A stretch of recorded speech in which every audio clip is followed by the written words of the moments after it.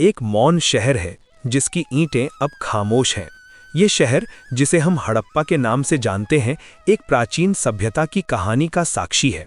हड़प्पा के अवशेषों में मिली कलाकृतियां, जैसे मिट्टी के बर्तन, मूर्तियां और भवनों के खंड, इस बात का प्रमाण है कि यहाँ की सभ्यता कितनी उन्नत थी। इसके विपरीत वैदिक युग की गूंज आज भी हमारे जीवित शब्दों और मौखिक साहित्य में सुरक्षित है, जो इस सभ्यता के पुनर्जागरण का प्रतीक है।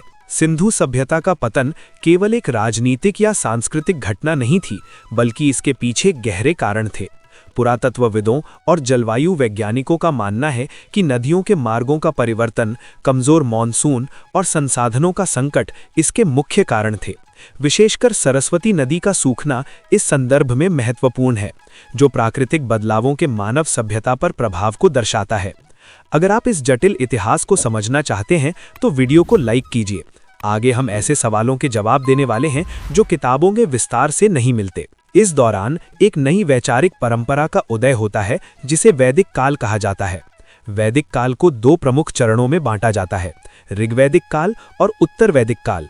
ये काल भारतीय दर्शन की आधारशिला है, जो आज भी हमारे विचारों में जीवित है। आर्य शब्द, जो विश्व इतिहास में विवादास्पद है, वास्तव में नस्लीय नहीं बल्कि एक भाषाई समूह का परिचायक है। इसमें साथी या किन्समैन जैसी भावनाएं हैं, जो आर्य समाज की सामूहिक पहचान को दर्शाती हैं। ये शब्द हमारे इतिहास की जटिलताओं और विविधताओं को दर्शाता है, जिससे आर्य संस्कृति के पहलुओं का ज्ञान मिलता है। इतिहासकारों के अनुसार संस्कृत इंडो यूरोपियन भाषा परिवार की एक प्रमुख शाखा है। इसके भाषाई संबंध चौंकाने वाले हैं, जैसे जर्मन में वाहन को वागन कहा जाता है, जो संस्कृत के वाहन से जुड़ता है। मातृ और मदर, भ्रातृ और ब्रदर का संबंध एक साझा अतीत की ओर इशारा करता है।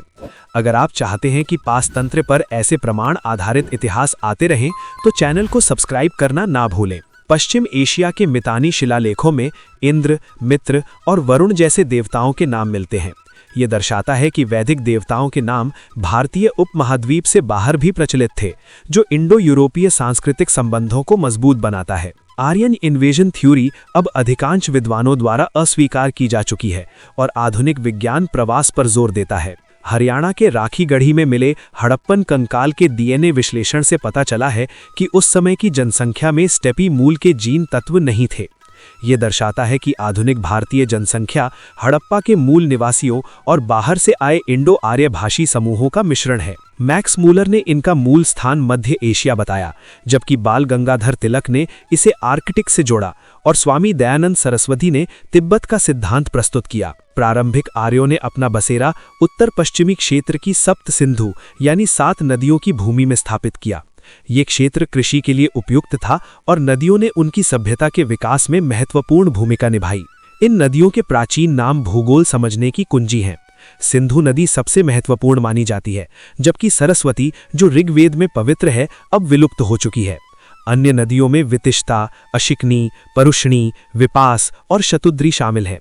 कमेंट में बताएं, क्या आपको लगता है कि सरस्वती नदी वास्तव में ऐतिहासिक रूप से अस्तित्व में थी? आर्य प्रारंभ में उत्तर पश्चिमी क्षेत्र तक सीमित थे, किंतु उत्तर वैदिक काल में उन्होंने पूर्व की दिशा में प्रगति करते हुए शतपथ ब्राह्मण में उल्लिखित लोहे की कुल्हाड़ी और अग्नि का उपयोग करके जंगलों को समतल किया और गंगा यमुना के मैदानों में प्रवेश किया। इसी बदलते भूगोल के साथ आर्यों ने अपने अनुभवों को सुपीरियर नॉलेज में ढाला, जिसे हम वेदों के नाम से जानते हैं। वेद शब्द संस्कृत के विद धातु से बना है, जिसका अर्थ है श्रेष्ठ ज्ञान। इसे श्रुति कहा गया क्योंकि ये सदियों तक बिना लिपि केवल सुनकर सुरक्षित रहा। सोचिए, बिना कागज, बिना पुस्तक, फिर भी ज्ञान हजारों वर्षों तक सुरक्षित रहा। अगर ये अद्भुत लगे तो इस वीडियो को शेयर करें। ऋग्वेद सबसे प्राचीन वेद है, जिसकी रचना लगभग 1500-1000 ईसा पूर्व में हुई। इसमें 10 मंडल और 1028 सूक्त हैं। मंडल 2 से 7 सबसे पुराने हैं, जबकि 1 और 10 बाद में जोड़े गए। इसमें प्रसिद्ध गायत्री मंत्र है, जो सूर्य को समर्पित है। सामवेद संगीत का मूल है, जिसके मंत्र ऋग्वेद से लिए गए हैं और धुनों में सजाए गए हैं। यजुर्वेद में यज्ञों के मंत्र शामिल हैं, जो धार्मिक क्रियाकलापों का आधार हैं। अथर्ववेद चिकित्सा और जादुई मंत्रों का संग्रह है। वेदों के अर्थ को सरल बनाने के लिए ब्राह्मण ग्रंथों, आरण्यकों और उपनिषदों की रचना हुई। उपनिषद भारतीय दर्शन के शिखर हैं, जहां आत्मा और ब्रह्मा के ज्ञान पर बल दिया गया। वैदिक राजनीति जन से जनपद की ओर विकास की एक महत्वपूर्ण यात्रा है। इस प्रणाली में एक स्पष्ट पदानुक्रम विद्यमान था। कुल, ग्राम, विशु, जन। कबीले का मुखिया राजन या गोपति कहलाता था, जिसकी सहायता पुरोहित और सेनानी करते थे। प्रारंभिक काल में सभा और समिति राजा पर अंकुश लगाने का कार्य करती थीं। साथ ही विधाता और गण जैसी संस्थाएं भी थीं, जो सत्ता के प्रति सजग थीं। उत्तर वैदिक काल में ये संस्थाएं कमजोर हो गईं और राजा सम्राट का रूप धारण कर गया। क्या आपको लगता है कि सभा और समिति लोकतांत्रिक चेतना की शुरुआती झलक थी? कमेंट में अपनी राय लिखें। प्रारंभिक वैदिक अर्थव्यवस्था पूरी तरह से गाय केंद्रित थी। उस समय भूमि निजी संपत्ति नहीं मानी जाती थी। संपत्ति का मापदंड गायें थीं। धनी व्यक्ति को गोमत कहा जाता था और युद्धों को गविष्टि कहा जाता था। गाय को अघन्या माना गया, जो अद्भुत और सम्मानित प्राणी थी। गाय की पूजा आर्थिक, सामाजिक और सांस्कृतिक जीवन का अभिन्न हिस्सा बन गई। रिश्तों में भी गाय का महत्व था। पुत्री को दुहित्री और मेहमान को गोघना कहा जाता था।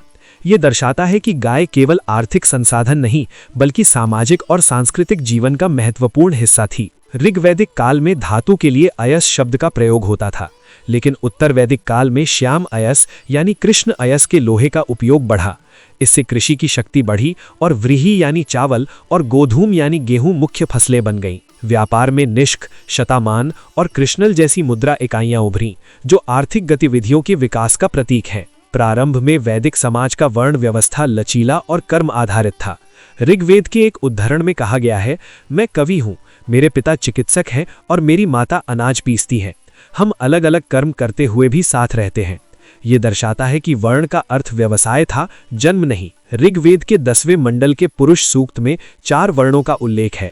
ब्राह्मण मुख से, क्षत्रिय भुजाओं से, वैश्य जंघाओं से और शूद्र पैरों से उत्पन्न हुए। उत्तर वैदिक काल में लोहे के उपयोग से कृषि उत्पादन बढ़ा, जिससे एक ऐसा वर्ग बना जो दूसरों के श्रम पर निर्भर हो गया। इससे ब्राह्मणों और क्षत्रियों का वर्चस्व बढ़ा और वर्ण व्यवस्था वंशानुगत हो गई।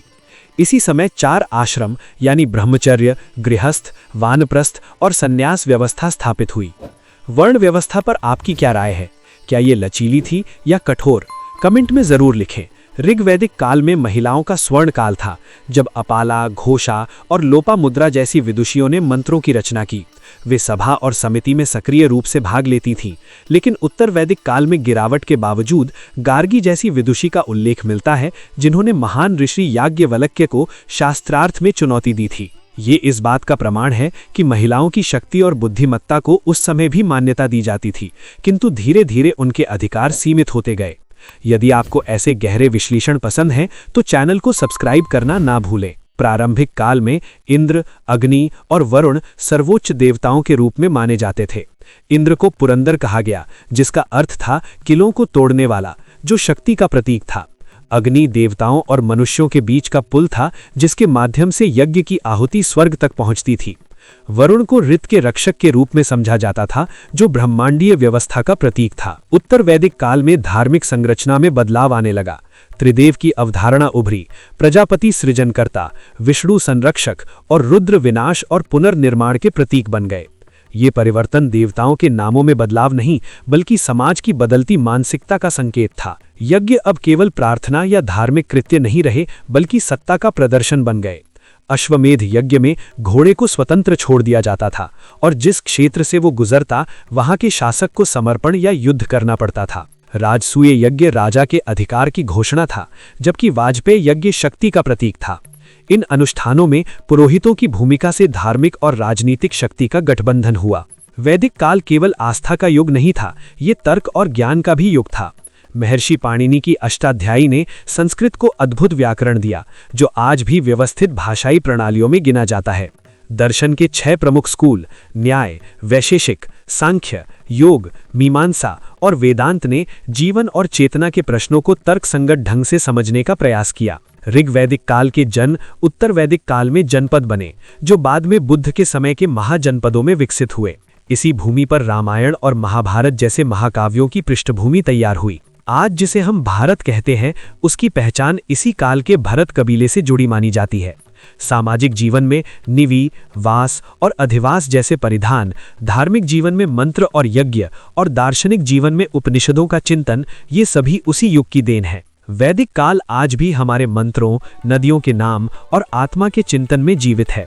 ये सभ्यता की निरंतरता है जो 3500 वर्षों से बह रही है और हमें अतीत से जोड़ती है। ज्ञान की शाश्वत धारा जो सप्त सिंधु के तटों से फूटकर आज भी भारतीय चेतना को सींच रही है। अगर इस वीडियो ने आपको सोचने पर मजबूर किया है तो इसे लाइक करें, चैनल को सब्सक्राइब करें और कमेंट में लिखें वैदिक युग की सबसे बड़ी विरासत आपके अनुसार क्या है।